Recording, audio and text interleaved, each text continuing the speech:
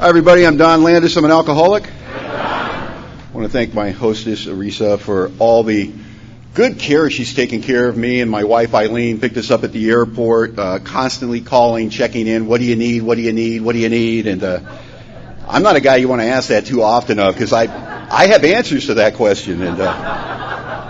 And she's been terrific, and thank you so much. And I'm just delighted to be here at Stateline. It's just a phenomenal experience. There's a lot of old friends here I'm seeing and making new friends. And I want to thank the committee. I've worked on committees, putting on roundups and conventions for 20 of my 22 years, and I know what goes on behind the scenes.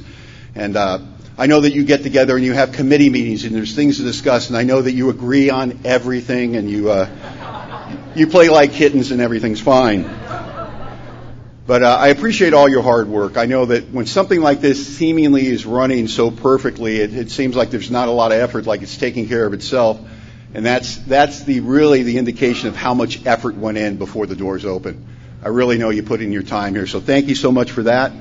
And I'm here to talk to you today about steps 4 and 5, which are exciting to me. And steps 4 and 5, as much as anything, they represent that Herculean effort, to take an alcoholic on that long journey from his side of the street, from your side of the street to his side of the street.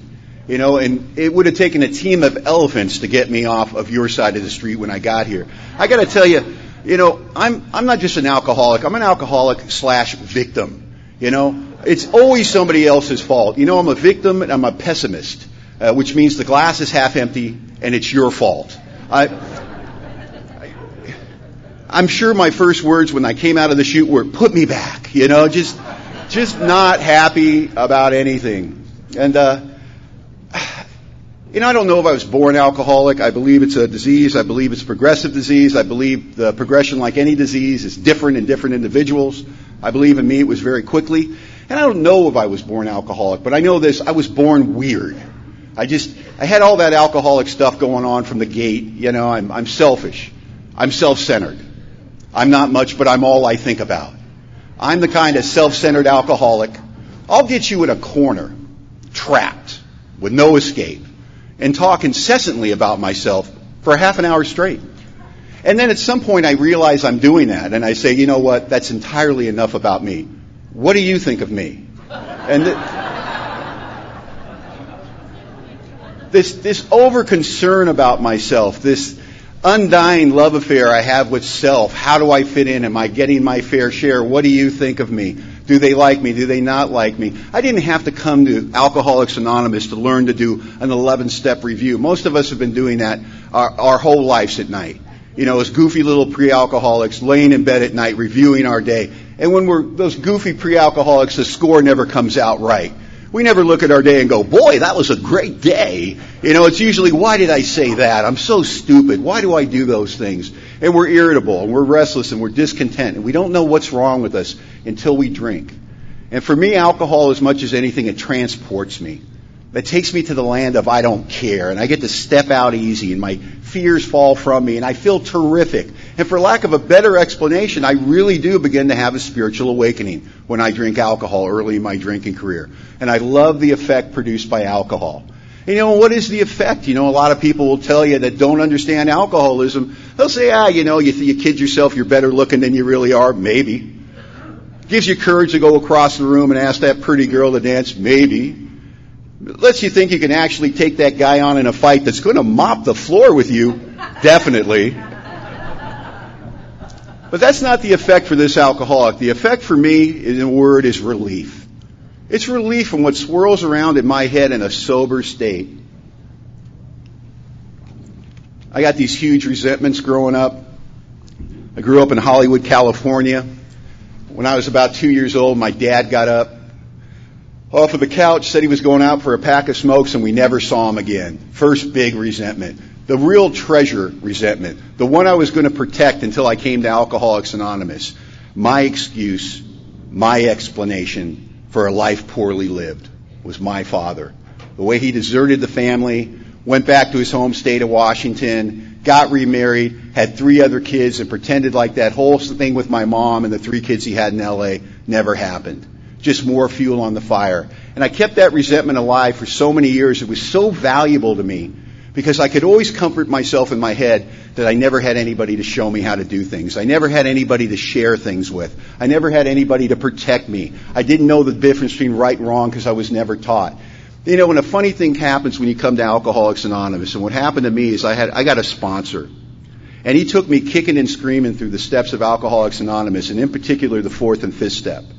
And it was amazing to me the things that I conveniently forgot on my way to Alcoholics Anonymous. Now, the guy that arrived at Alcoholics Anonymous on September 16th, 1991, doesn't resemble me at all. You know, I hadn't worked in a year. I had warrants for my arrest in 2 counties. I hadn't had a valid driver's license in 10 years.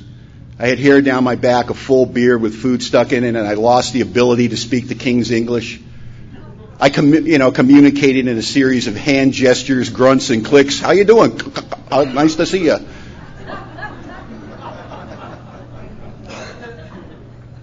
And I'm dying from alcoholism. And as bad as the outside looked, it was nothing compared to what was going on the inside. And I got lucky.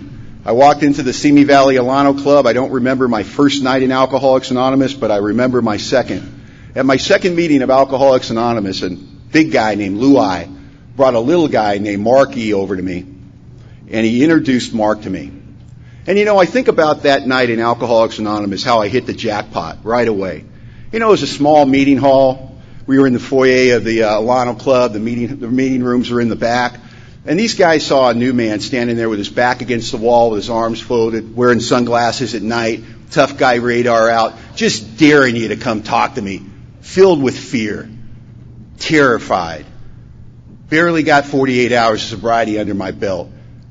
So hard to get my eyes off of my shoes. Feeling so lost. The low point of my existence. And 2 good members of Alcoholics Anonymous saw through the bluster of the terrified alcoholic man, and they made a short journey of maybe 35, 40 feet across that meeting hall to do what happens in Alcoholics Anonymous in good meetings every night all over the world.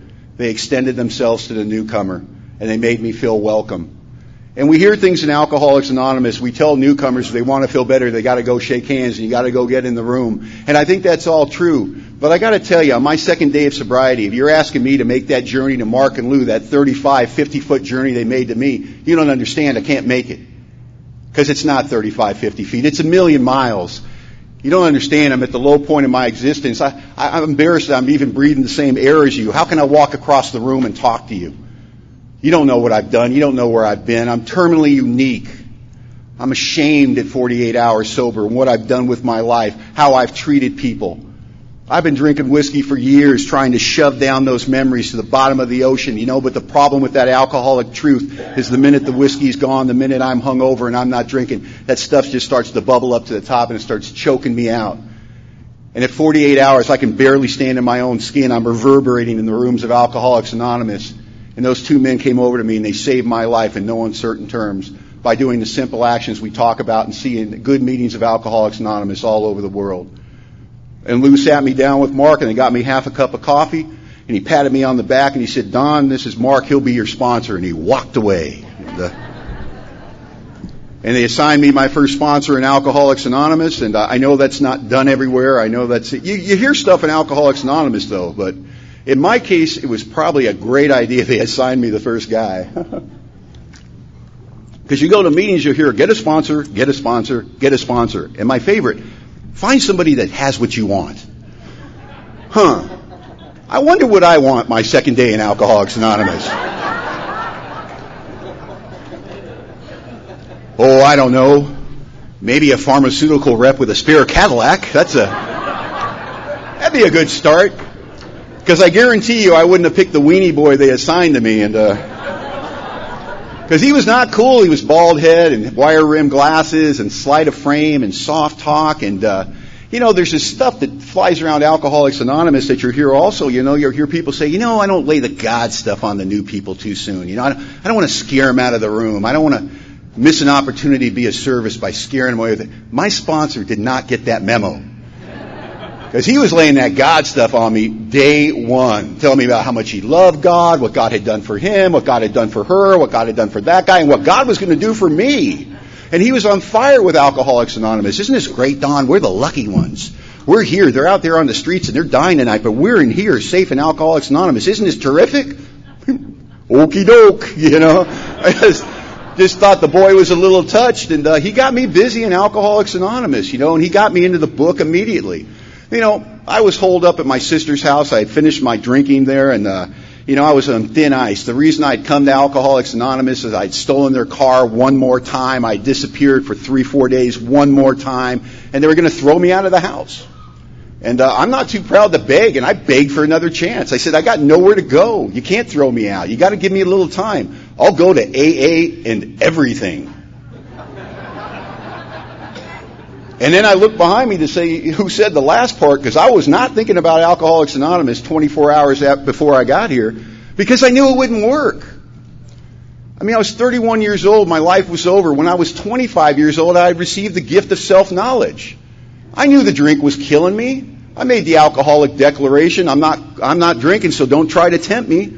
I knew I was going to quit drinking, and I went on a 6-year odyssey of trying everything I could think of to put down the drink. And I'm the kind of guy I could put down the drink for a day, 3 days, 12 3/4 days. But at some point, you know, that not drinking every day, trying to be good, it just gets to be too much work, doesn't it? And I would reach for that relief and I would drink again. So I end up in Alcoholics Anonymous absolutely convinced of a couple of things. I'm your typical newcomer. 1, I don't have any resentments. And 2, I only hurt myself. Now, if you don't have any resentments and the only person you ever hurt was yourself, that means you're Gandhi and you live in a cave. But that's very typical when you come to Alcoholics Anonymous. And what I love about the fellowship of Alcoholics Anonymous, and I think this is the true role, okay, that the fellowship plays in the recovery process of Alcoholics Anonymous. Now, the recovery is contained in the book. Recovery occurs with a sponsor and a sponsee at a kitchen table reading the big book of Alcoholics Anonymous, taking the action, saying the prayers, heeding the warnings that are contained in the book. But where the fellowship plays a vital role in that action is when newcomers come to Alcoholics Anonymous like this guy, terminally unique, you start to give me permission to not feel so different. Because what happens is I go to open meetings and you share in an open, honest manner about your alcoholism. Not about your promotion at work, not about your new relationship, not about the cool car you got or the dog that you're training and the trouble you're having with them. All those things really are going to kill a guy like me in Alcoholics Anonymous. But every now and then I'd catch a pearl early in AA. A guy would come in and they'd call him to share and he'd say, well, I got up this morning and my head was in the corner and it was doing push-ups. And I'd get excited because I knew what he was talking about. And he'd say, my head noticed that I was awake and it said, oh good, you're up. You're a loser.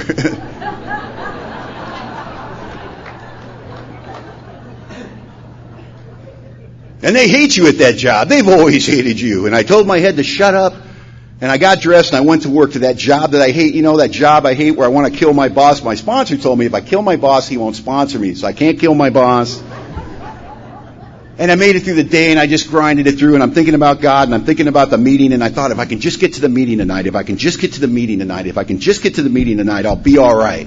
And I got to the meeting tonight and I got a cup of coffee and I talked to my sponsor and he gave me a spiritual solution and I got to tell you, I'm feeling a lot better about things. And that's the guy that saved my life in Alcoholics Anonymous when I was new. Because he was talking about the disease, he was talking about the mental obsession, he was talking about sponsorship, and he was talking about how do you get through 24 hours without taking a drink? Without blowing your head off. How do you do that? It's an enormous long time. It only takes a moment for disaster. You got to be good all day. And when I'm new in Alcoholics Anonymous, I want to drink every second of every day. My nerves are hanging out of my fingertips. And I'm so grateful for the men and women in Alcoholics Anonymous that continue to go to meetings and share about the disease of alcoholism and talk about the solution and talk about the problem.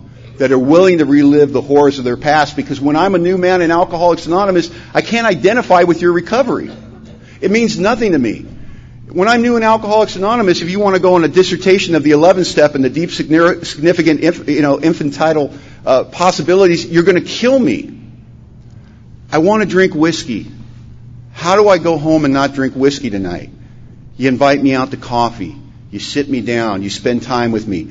You tell me your silly stories, what gives me permission to tell my silly stories.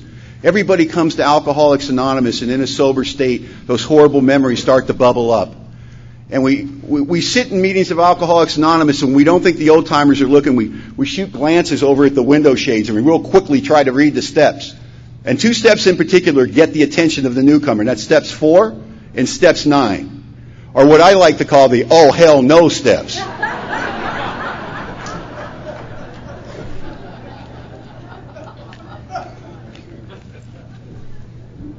But now I got a sponsor who believes in the program of Alcoholics Anonymous, and he understood something. He didn't use this language, but I'll use this language today.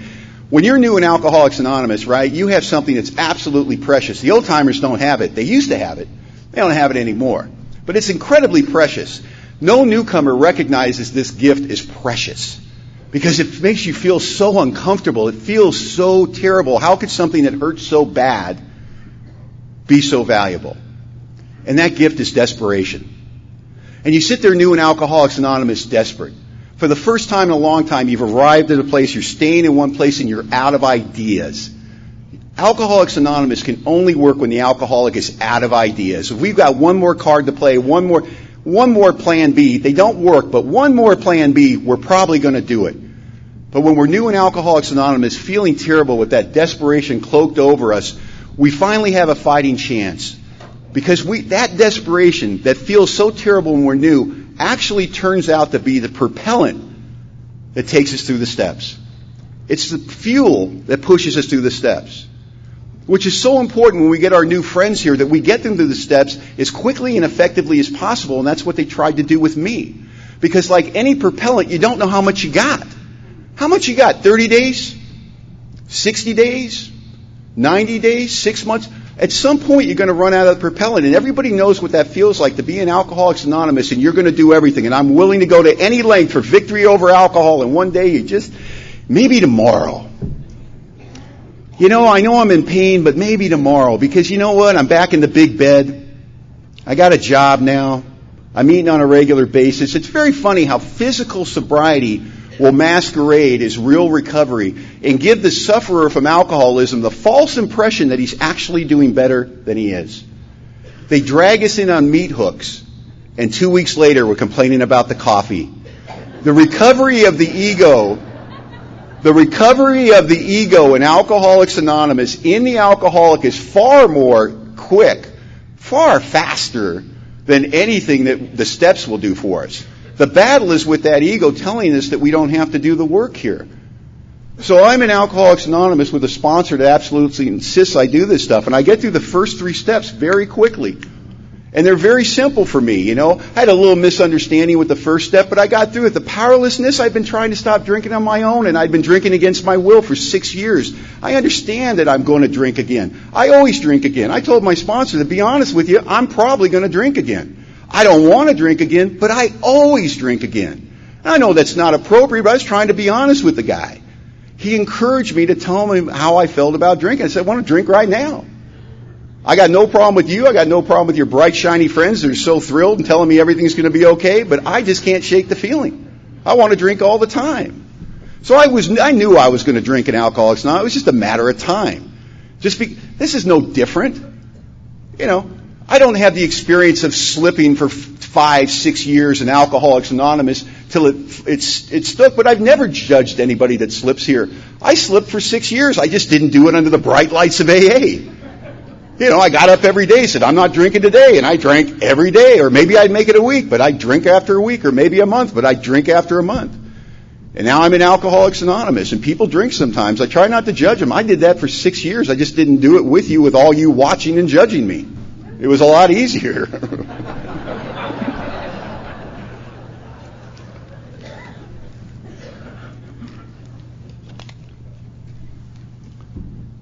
So I got no problem with the first half of the first step. I got a problem with the second half that says my life is unmanageable. And the problem isn't that I don't agree my life is unmanageable, but I believe the unmanageability of my life is really about all the societal aspects, the $80,000 I owe the IRS, the warrants for my arrest, and all this. And how can that be the unmanageability when there's a guy sitting next to me who's new and he's got a nice house and a nice wife and 2 kids and a business that's doing okay and he's drinking himself to death just like I am? And I had to come to understand that unmanageability has nothing to do with the outside stuff. It really has to do with this. This is the unmanageability for me. When I drink, I can't drink anymore. Because when I drink, I'm afraid of the actions that I take. So I can't take drinking no more. And when I'm sober, I go plain crazy. Now, if you can't drink anymore because you're afraid of what happens when you drink, and you hate the way you feel when you're sober, let me tell you what, that's pretty damn unmanageable. And I understand that that's the unmanageability today. And I had to go through that second step, and I was open-minded. Why not? I don't believe in God. That's no real opposition to that. So I didn't believe in God. What's the big deal? You know, my sponsor asked me the cute second step question. He paraphrased it. He said, Don, do you think by some quirk of the universe, some oversight of your keen intellect, you've missed the possible existence of a power greater than yourself? Well, maybe. Great. You're on the road to spirituality. You know, just get out Bill's story, and Bill figured it out. You know, it was only a matter of being willing to believe in a power greater than myself. That was all that was required of me to make my beginning. So now I got the second step under my belt. And I take the third step on my knees with my sponsor because I'm ready. I've done the work in the first two steps. I've been going to 14 meetings a week. I'm at about 2.5 months of sobriety at this point. I'm ready to turn my will and life over to the care of God, my thoughts and actions to God, only as I understand Him, because I'm convinced I'm going to drink again. And it's the only shot I got, so I'm desperate. I turn my will and life over to the care of God simply as I understand Him, and I say that third step prayer, and I mean it with everything I have, and I have the experience that the book says some of us have. I have a profound spiritual reaction to the third step. It was so profound, so beautiful, so deep, I was quite sure I would never drink again. So why in the world would you write an inventory?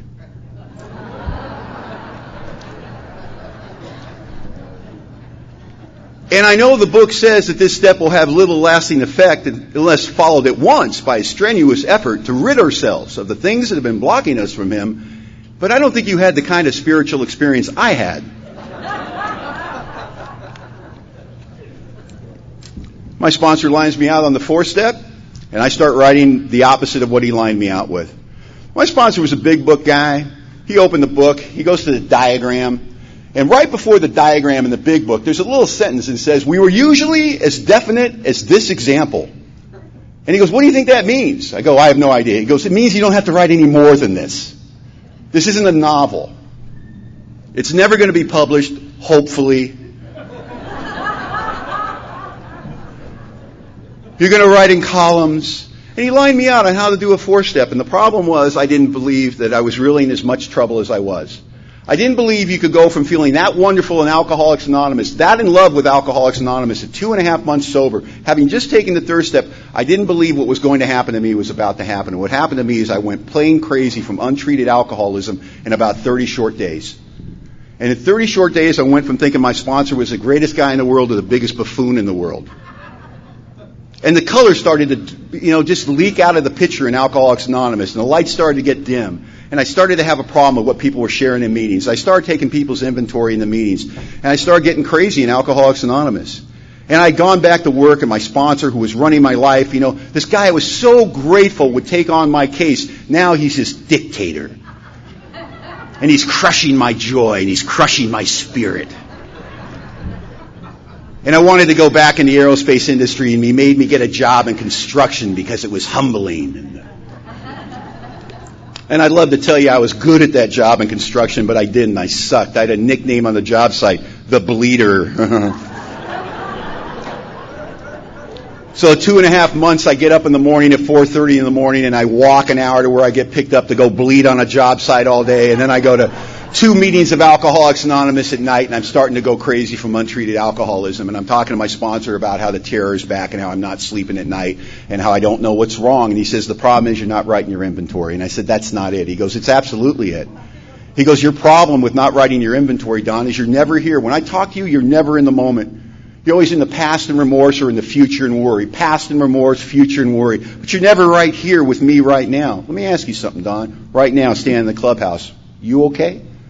I said, yeah, I'm fine. But tomorrow, he goes, you just left the moment. I don't know what he's talking about, the moment. I got a head like a beehive. What's the moment?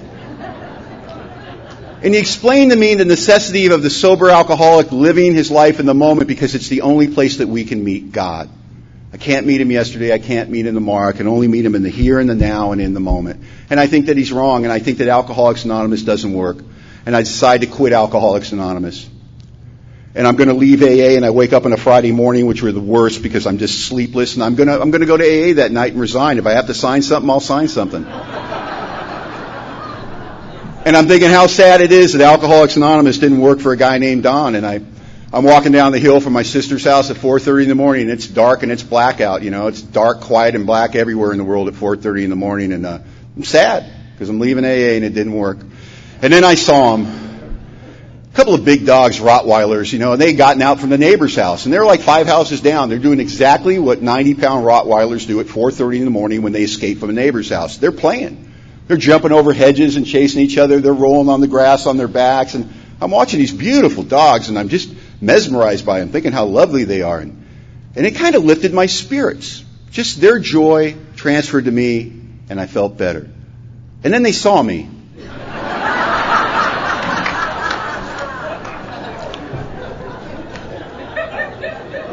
And they looked at each other, and they looked at me, and they looked at each other, and they charged me. And I started screaming like a 6-year-old girl. And I ran down the hill fighting off these dogs. They had a ball with me, and just knowing they were going to kill me. And this went off like a quarter mile down the hill backwards, and my little pal lunch meat and my framing bags, fending them off like a scared alcoholic matador. And I get to the bottom of the hill, and the dogs run off, and I'm, and now I'm not leaving AA.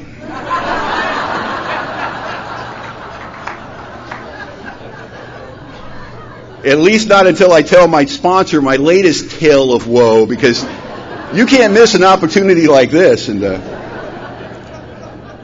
so I go into the meeting hall that night, I grab my sponsor, and I tell him a 5-minute story in 30 seconds like a newcomer does. And they were huge, they tried to kill me, they had teeth like this, and I ran, and I fought them off.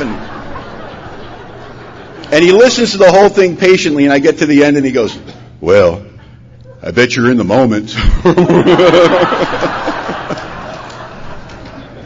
And he told me that he loved me, and he said that he knew God loved me very much, and he said, "I hope that God doesn't have to send any more Rottweilers after you to prove it."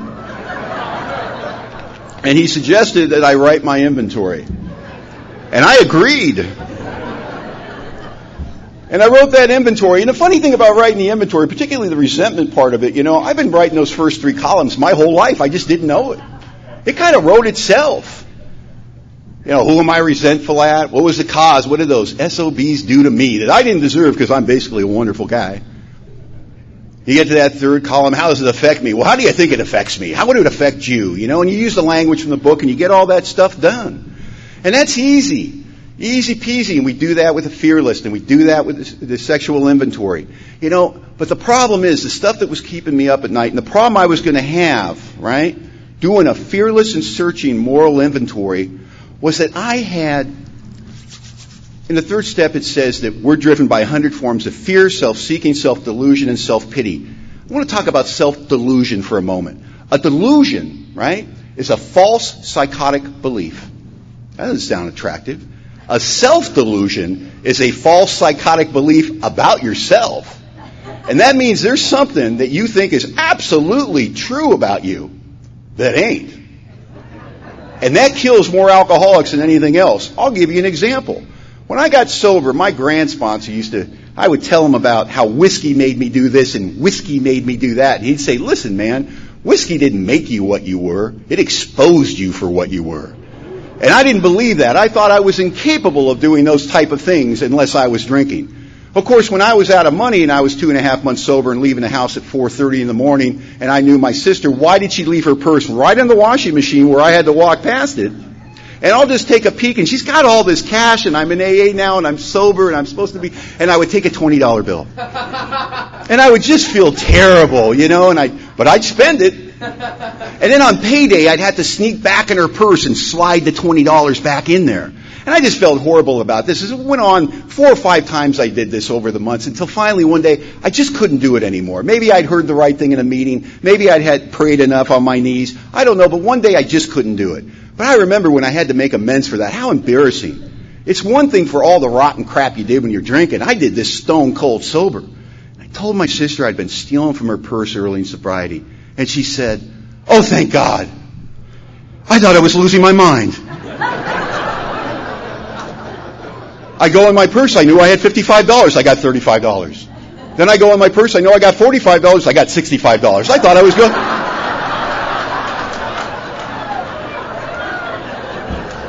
I'm so grateful you told me. Just trying to be of service.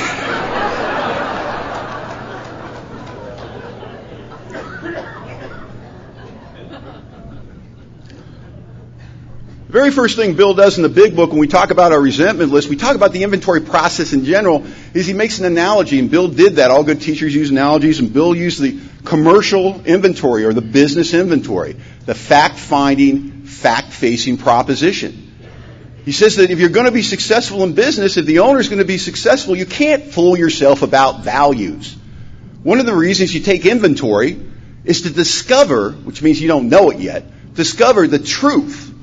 Just the truth about the stock and trade. Another object is to get rid of unsaleable or damaged goods promptly and without regret. No big deal. We can't sell it. Let's get rid of it. It's damaged. We don't need it. Well, then he goes on to say, we did exactly, not a similar, not kind of like, we did exactly the same thing with our lives.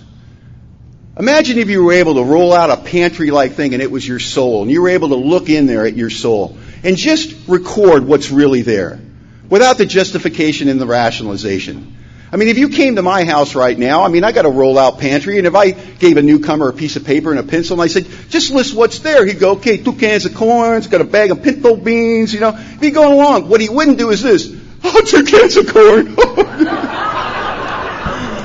Oh, God, there's pinto beans. Oh, I don't even remember when the pinto beans got there, And there wouldn't be all this emotion about it, And here's where the fellowship of Alcoholics Anonymous does a disservice to the recovery process of Alcoholics Anonymous. We love to make things bigger than they really are, don't we? We're going to make it seem much harder after we've done it, because we love to look, when things go right, we want all the credit. When they go wrong, we deflect. That's who we are. That's our default setting. So we sit in meetings and we scare the hell out of our new friends. And I'm here to tell you, there's nothing in the inventory process to be afraid of. Only good has come out of inventory. So my sponsor encouraged me, just write down what's there without the emotion. Don't worry about it. And I wrote down what was there, and I wrote down all those things I had done, what my part really was in the way I'd lived my life. And I got all those resentments down on paper. And a pattern started to emerge, so sure I didn't have any part in any of this. So sure that after what they did to me, so sure I was justified. But I followed the directions. I disregarded entirely their part. Although my part might have been small, I tried to disregard the other person entirely and get down to where I was to blame. The inventory was mine, not the other man. And I believed what the book had said about resentment.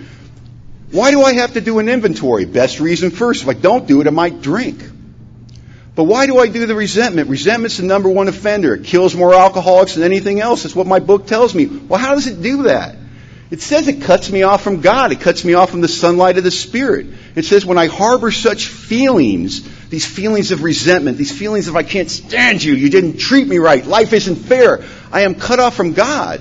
And for the alcoholic whose very survival is based on the maintenance and growth of a spiritual experience, these things are fatal.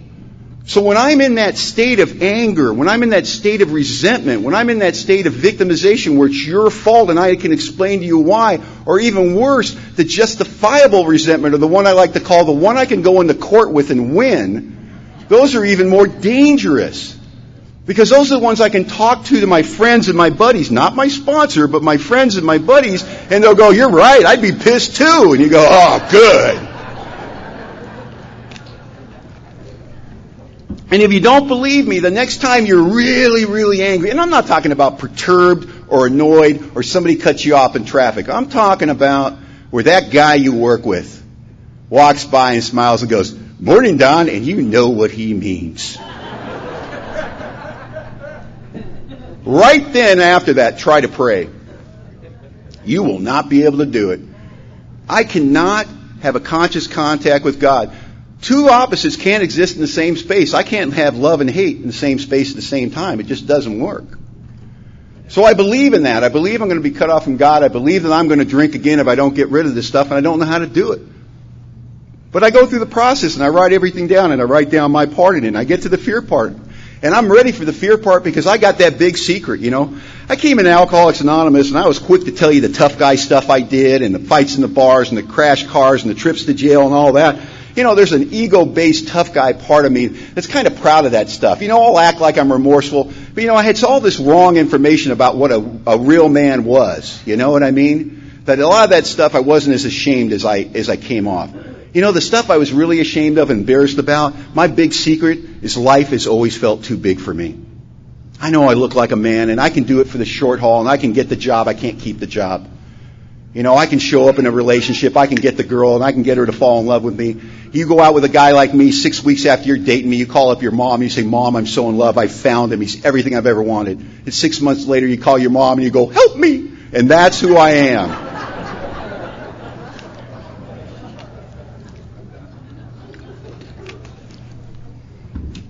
And I have all these fears and I don't know what to do with them. So I get my fears down on paper. And you gotta understand, I'm the damaged, delusional, paranoid, perception, problem-having alcoholic trying to take a searching and fearless moral inventory with some degree of accuracy. The reality is, my first inventory, I'm not going to be very accurate because I'm the one writing it. And if you drank the way I drank, I'm not quite sure what happened. And I'm not sure if some of the things that I remember actually did happen. But I'm writing it to the best of my ability, and I'm writing down that fear stuff. And I'll tell you, the first time I went through the fear portion of writing the 4-step, probably the most powerful thing in there for me isn't getting, I mean, it's so important to get our fears down, analyze why we have them, and then the book, you know, answers the question before we have a chance. Isn't it because self-reliance failed us? Or when we learn to live on a different basis, we're on the basis of trusting God. We trust infinite God rather than our finite selves. And that's wonderful, but I love the fear prayer. And I tell you, I use it today in my life. I use it almost on a daily basis. It's such a short, sweet little prayer. And I think sometimes the prayers that are embedded in the inventory process get lost in our day-to-day living because we're not doing an inventory at that moment. Or I already did a 4th and 5th step and I'm living in 10, 11, and 12. But I'm telling you, that fear prayer is so simple. I admit my fears to God. I ask Him to remove my fear. I ask Him to direct my thinking to what He would have me be. And then the sweetest promise, at once, immediately, I commence to outgrow fear. Commence means begin. It doesn't mean the fear is gone. It means I can feel it lifting. Maybe I can get off the couch. Maybe I can go to that appointment I'm afraid of. Maybe I can show up. Maybe I can register for school. Maybe I can ask that girl out. Maybe I can start to live the kind of life I want to live, not because the fear is removed, but it commences to be removed. It starts to be removed. But I got to tell you, there's only 2 things in my experience that kill fear for a guy like that. One is whiskey. Whiskey is a fear killer. It works tremendously well. Problem is, it's an equal opportunity killer. It kills everything. But it does kill fear. The other thing that kills fear is action. It's the only thing I've ever found. But the problem with action, if all I had to do was take action, well, just do the next right thing. And we say that in AA. Just do the next right thing. Doesn't matter what you think, doesn't matter what you feel, do the next right thing. Well, I believe in that, but while we're doing the next right thing, you got to remember, for this alcoholic, I don't have the strength. And I don't have the power. We talk about God commencing to do for us things that we couldn't do for ourselves. I have to go to God and ask Him to remove my fear and direct my thinking so I can even begin to take on these things. We talk about the resentment prayer, and Jim read the resentment prayer, and I love that prayer where we talk about, this is a tangent when I go on. It's really clear in that prayer that what I'm trying to do is develop something that I haven't had before, which is really just compassion. Somewhere in my inventory process, when I'm writing my 4th and 5th column, or some people just write the 4th, and some people break it into 4 and 5. I don't really care how you do it, as long as you get your part down in there. But I start to have an experience with something new, which is called compassion, because I start to see my behavior in my life, and I start to understand that, you know what? Everything that I'm condemning you for, I've been guilty of myself. And I start to go a little bit easier on you because I wanted people to go a little bit easier on me. You see, for most alcoholics, there's 2 types of wrongs, right? There's the wrongs that I do others. And when I do you wrong, and it takes me a long time in Alcoholics Anonymous and writing inventory just to get to the place where I begin to acknowledge that I sometimes do other people wrong. And when I get to that place where now I'm willing to admit that, when I do you wrong and I feel terrible, there's some things that I want from you. What do I want? I want a little understanding. I want a little compassion. I want a little forgiveness. But you know, when you do me wrong, the list is entirely different. What do I want when you do me wrong? Well, I'd like some vengeance. I'd like a little retribution. I'd like some groveling on your part. That would be nice. And through the inventory process, I begin to discover there's not two different types of wrongs. It's all wrong. Wrong is wrong and right is right. And I begin to develop some compassion in that. And there's something that's crept into Alcoholics Anonymous. I don't know if it happens where you go to meetings. We hear about it a lot where I go to meetings. And that's that it's the one-stop shop process for handling your resentment. And instead of writing a 4-column inventory when you have a resentment, what people do is they pray for the person that they're resentful against. And I hear this shared in meetings all the time. So, I have this resentment against this girl I work with, and she's just, she's a bitch, and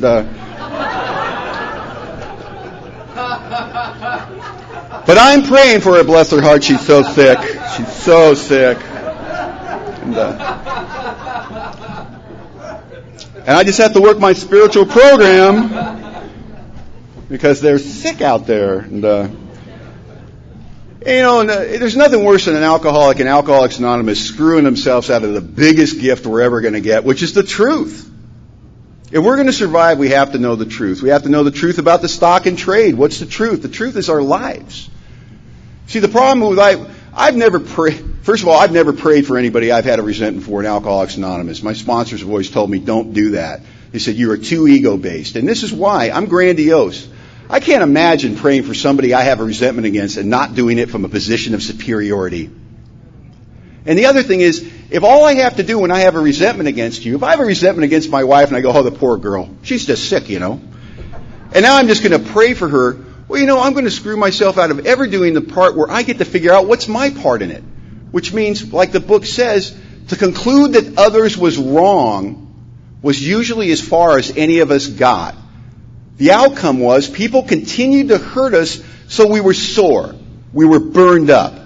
So when I pray for somebody because they're so sick and I come from that spiritual place of superiority, it's just going to keep happening because I'm never going to find the only information that's ever going to change that, which is my part in it. Got to find out how I set the ball rolling. I've got to find out what my part in is. What role do I play in it? What do I need to change about myself, my reaction, or my attitude? And I can't do that if I'm praying for you, because when I pray for you, I don't need to change anything. Because you're just sick, bless your heart.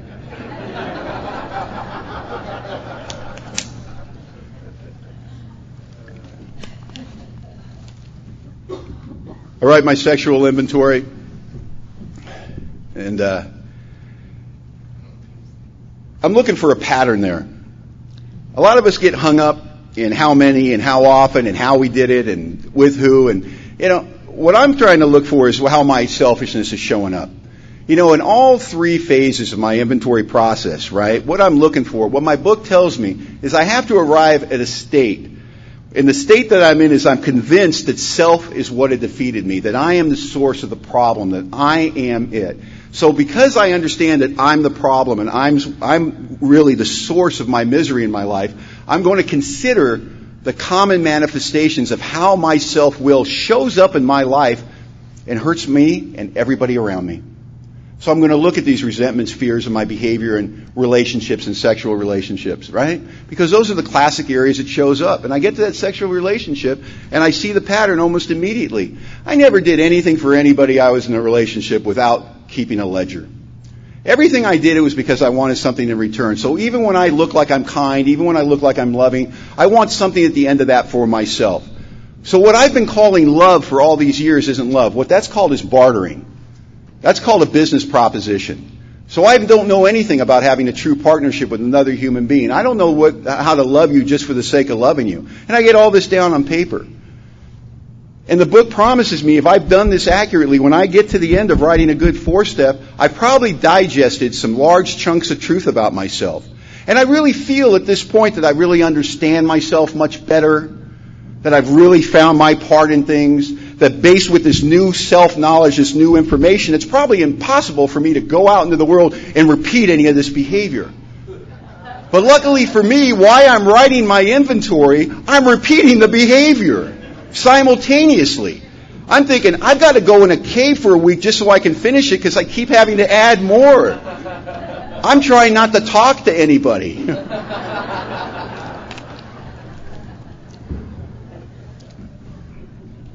And our book is very clear about why we do a fifth step, why we have to admit to God, to ourselves, and to another human being the exact nature of our wrongs. The book says that most of us find a solitary self-appraisal insufficient. In my case, the reason a solitary self-appraisal will always be insufficient, but was glaringly insufficient when I was new, is I'm delusional about my life. At any given moment, I don't see myself accurately. You know, I can see you accurately, and I can see your life, and I can see things about you, and I can be helpful to you, and you can do that for me, but I don't have clarity. I definitely, alcoholism, Clancy always says, is a disease of perception. And we like to think that, that's when we're drinking, right? No. Because at any given moment, I can be wrong about what I hear or what I think. I mean, I could just be sitting there minding my own business, just thinking, which is, it's kind of a contact sport with me. And I remember a couple of years ago, I just had this one thought, and my wife was in her office, and I called out to Eileen. I said, "Hey, sweetie," and she goes, "Yeah." I go, "Are you going to divorce me soon?" And she said, "Well, I hadn't thought of it." I go, "Just checking, thanks." A couple years back, I'm driving with a friend of mine. We come to this four-way intersection, and I slow down, and I turn to him, and I go, "Are we clear?" And he goes, "Go ahead." So I punch it. We almost get T-boned and die. And as we clear the intersection, we both look at each other and start yelling. I go, "What the hell, man? You said go ahead." He goes, "I said we're dead." I don't hear what people are saying a lot of the time.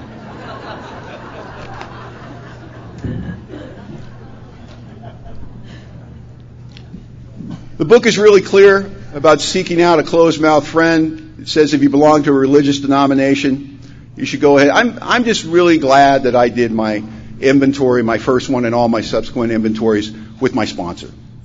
And the reason that's important to me is because I don't look at the inventory process the way I did when I was new. I don't look at it that way today. You see, when I was new, the steps were very compartmentalized. I'm step 1, I'm on step 2, I'm on step... What step are you on? Step 6, sir? I knew exactly where I was. And there's big walls between the steps. You know what step you're on. But, now when I go into inventory, I know that I'm going through a process. I'm going to steps 4 through 9. And it's really important for me that I do that fifth step with someone that's going to be there for those other steps. Because I'm going to get footsore, and I'm going to get nervous, and I'm going to get a little concerned when I have to go to 8 and 9. It really helps that person knows exactly what that situation was about. So it's so helpful to me that I understand I'm going to be going on, and there's more work that's going to happen after I do steps 4 and 5. And I'm terrified to do steps in 4 and 5. And I got two things on my list I'm going to take to my grave.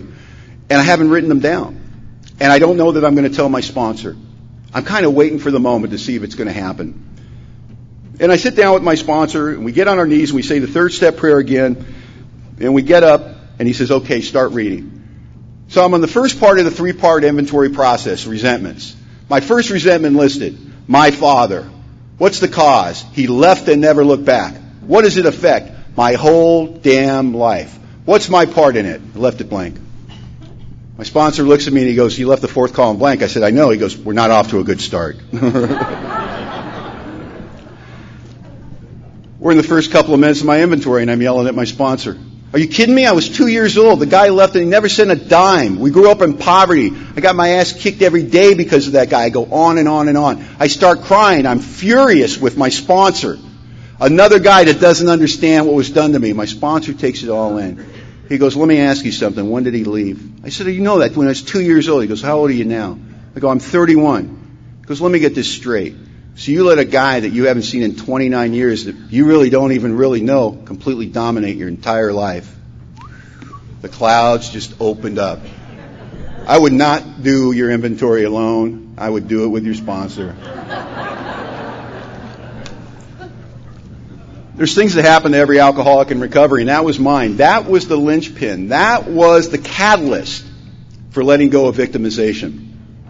I got to tell you, I went through that whole inventory, and I cried through a lot of it. I cried through a lot of it because I was ashamed. I've been holding that stuff so close, so deep inside me, so embarrassed about what I had done to people and how I'd lived my life. And now I don't have any whiskey in me, so the justification and rationalization, it's just ripped apart, and it's all happening one after another, resentment after fear, behavior in my intimate sexual relationship, over and over. I'm just wrung out, and it's going on for hour after hour. I just don't think I can take anymore. And I got those things, and then he asked me the questions.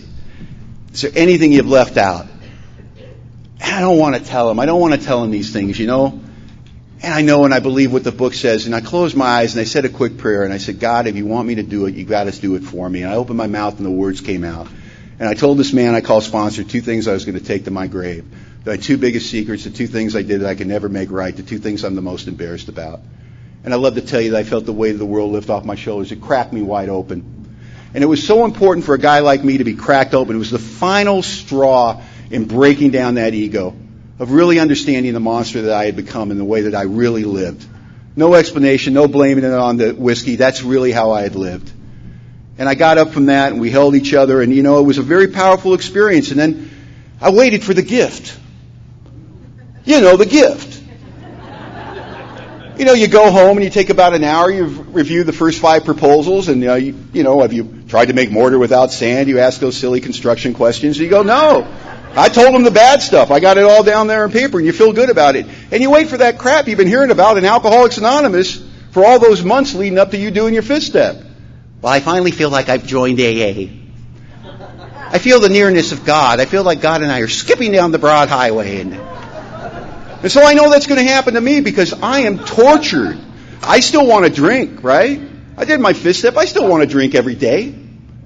I mean, I'm the alcoholic described in the book. I didn't get placed in that position of neutrality until I was in the 9th step, working a 10th and 11th step on a daily basis. So I'm wrote an inventory, did an inventory. I'm still thirsty. I'm not as thirsty as I arrived in Alcoholics Anonymous. So it's getting better, but it's still there. But I'm not happy. I can't sleep at night. I call my sponsor up a couple of days later. I go, 5th step, 4th step? He goes, yeah. I go, I think we did it wrong. He goes, what makes you think you did it wrong? I go, I'm miserable, man. I feel worse now than before I did it. I've never felt so guilty and dirty and shameful, and I can't look anybody in the eye. And he goes, Don, I was there.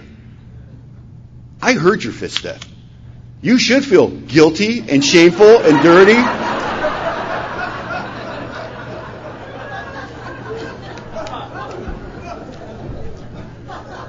He said, you haven't done anything yet. You haven't done anything yet. And I got to tell you, and this is another thing that happens in Alcoholics Anonymous, and it's so, we have to remember the lessons, and we have to remember what Bill's writing in the book. And one of Bill's big themes in the book, right, was self-knowledge avails us nothing.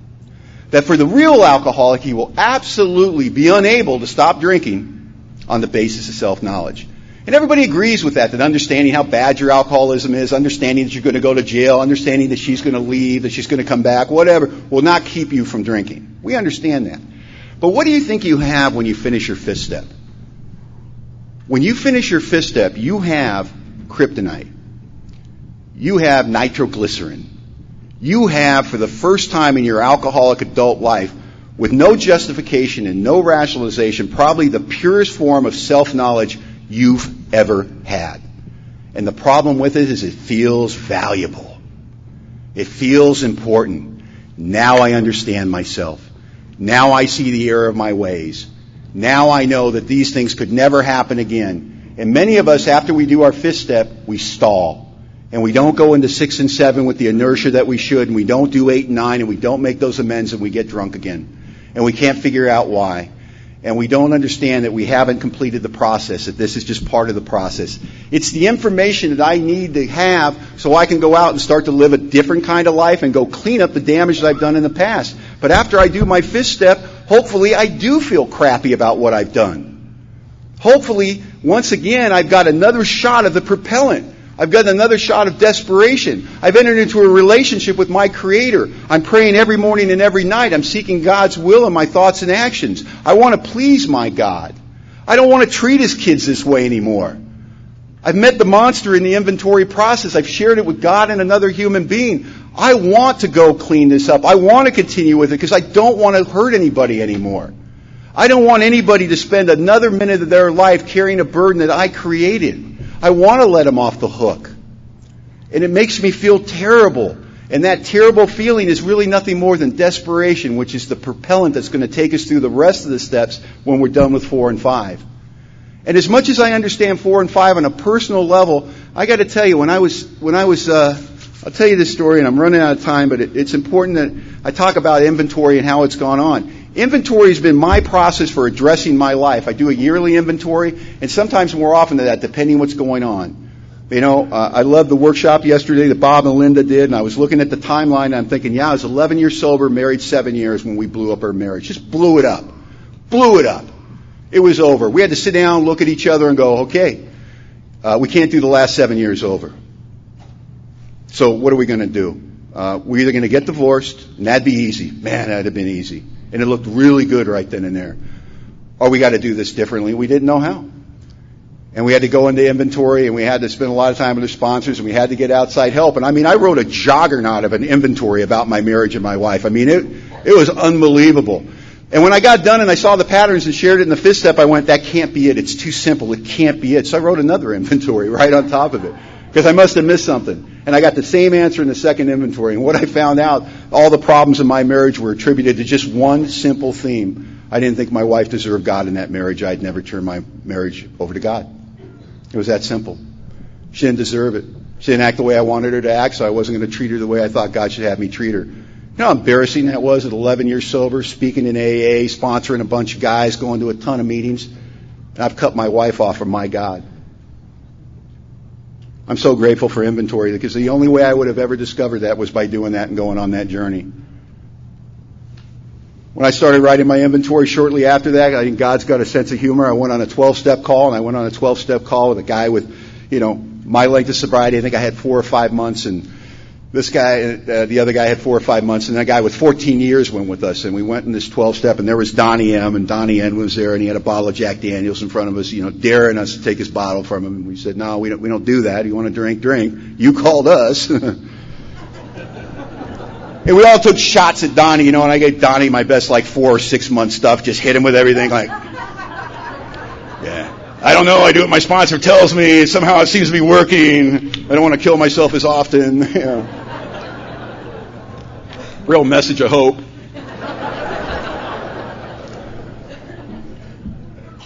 And we leave, and Donnie's still drinking, and I think it didn't work, and I was a complete waste of time. And the next day I get off work, I get home, there's a message from this guy, Donnie, because I'd left him my number at my sister's house. And so I call him up, and he goes, listen, where's that meeting tonight? And so I tell him where it's like, are you thinking of coming? He goes, yeah, I think I'm going to come to that meeting tonight. I said, do you need to pick you up? He goes, no, I got a car. And I thought, man, he's doing better than me. And Donnie shows up at the meeting, man. So I welcome him. I get him half a cup of coffee. It's his first day of sobriety. I start talking to him. And he goes, that stuff you said last night about sponsorship made sense to me. Would you be my sponsor? And I said, you know what? I'll get right back to you. And I run over to my sponsor and I go, hey, man, this guy asked me to sponsor him. The guy in the 12-step call, blah, blah, blah. What'd you tell him? Well, I told him I'd get right back to him. He goes, let me get this straight. This guy was drinking last night? I go, uh-huh. And somehow he found the strength to make it to a meeting of Alcoholics Anonymous? Uh-huh. And he reached out to you for help? Uh-huh. And you said you'd get back to him? Uh-huh. And he said, go say yes, you selfish bastard. And I turned to my sponsor. I said, look, man, I don't want to kill him. I'm not even through the steps. He goes, you got to kill a couple before you get the hang of it.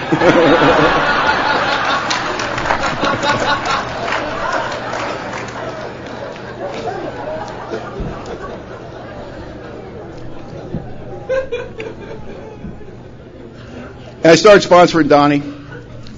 And I took Donnie through the steps of Alcoholics Anonymous, and I got to sit there with Donnie, and I got to get on my knees and do a 3rd step prayer, and I got to do the 3rd step prayer on my knees with Donnie again right before we did his 4th and 5th step, and he shared his 4th step with me. And I got to sit across from a man and watch him well up in tears and cry about the shame and remorse and the terror that he felt for the things he had done and the way that he had lived. And I got to take the things that I was so embarrassed about, the things I would never tell another human being, that I would never share with anybody, and I got to take those out of the vault. And the thing I swore I'd never tell him, I got to share with Donnie. And I got to lessen his load a little bit. One alcoholic talking to another alcoholic to reduce his feelings of difference so he can start to take actions he does not yet believe in. And that's from Clancy I. And we do that in that inventory process, and we do that on a daily basis. And I was able to do it with Donnie, and Donnie was my mirror. I watched myself in Donnie. I saw a clearer picture of myself than I had ever seen before when I was doing inventory by listening to a fifth step of another man. And that was in my first year of sobriety, and I probably heard over 100 fifth steps. Easy, I don't know, I don't keep count. But I'll tell you what, every time I sit down with a man and he reads his fifth step to me, it's a mirror to myself, and I see myself again.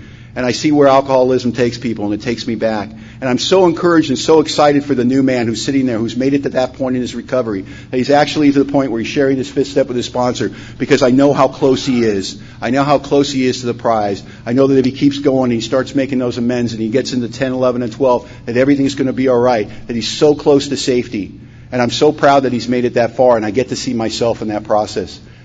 I got to tell you, I love this event, and I'll tell you what I love about this event. And it's not that it's Stormtrooper AA, and we just talk about the steps, and it's sobriety done right. It's not that. That's not what I'm feeling this weekend, and that's not what I'm seeing. I know who's here.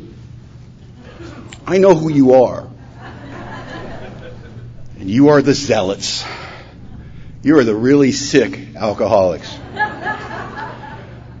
You're the ones that think it'd be fun to go to a 4-day retreat and talk about the steps.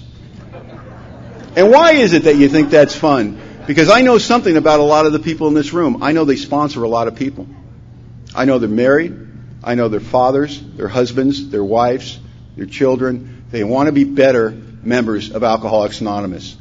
And we come together and we do this stuff so we can go back out to our respective little home groups and our little meetings, where maybe we're fighting off a few resentments of our own, where maybe we feel alone sometimes, where maybe we get a little foot sore. I know I do. And we come here together with our friends, and we come here to get re-energized. And we come here to remember what's really going on. And what's really going on is this. Why we're in here this morning, safe, sane, and sober, they're right outside those doors, right outside those walls, and they're out there dying. But bet your bottom dollar they're coming to Alcoholics Anonymous. They're coming. They're close. They're so close. This is December. I love December in Alcoholics Anonymous. This is right before an unofficial membership drive, and just... January in AA, the rooms just fill up with sickness. It's awesome. And there's 3 people in my hometown, my town of Bellingham, Washington, that I know personally. Their sobriety date is January 1st. How the hell do you do that? How do you throw a dart at the calendar? And I had the same plan. I was going to get sober January 1st. My date is September 16th, But they're coming to Alcoholics Anonymous, and they're coming for you. And they're really, really close. It's like they're going, I can't take it anymore. I got to do something about my drinking. My family's getting torn apart. And somebody goes, you should go to AA. What? And not ruin Christmas? I have a streak to defend, But they're close. They're just finishing up their story, and they're going to come to AA. And when they get here, we got to be here for them. And I think that's what this weekend is about. So we're ready to take people through the steps. We're ready to give them the same recovery that was given to us. I think about the simplicity of the program of Alcoholics Anonymous, how it was spoon-fed to me. This combination of service, unity, and recovery. In the rooms, going to tons of meetings, cleaning up, setting up, sitting there reading the book with my sponsor, at night alone on my knees, seeking a God I didn't yet believe in. That fledgling, that beginning, that kindergarten spirituality, that flame being ignited, thinking that maybe this could happen to me. This excitement, this wonderful thing. And they're going to come here and they're going to get to experience that. And I think we come here to get re-energized, so we know that when we come here, we're ready. They're going to be like my first sponsor, Mark, and his sponsor, Lou. They're going to be on the ready, standing in the room, waiting for the new man to come in. They're going to have a plan in action, and when they come, they're going to go get him. They're going to go get him and give him the first aid, the spiritual first aid that was given to me. That's my link in the chain. It's not coming up here and talking, and hopefully you like my talk, and I look good, and I'm good. It doesn't matter. What matters is if I get off of here and I check my phone and I got messages from my sponsees, I return their calls. And when I go back in my home group, that I'm there, that I'm available, that I'm willing to be inconvenienced. My first sponsor used to say, I'll say this and I'll sit down. He said, to the degree that I'm willing to be inconvenienced to my fellow alcoholic, that is the true degree that I walk with God. Thanks for listening.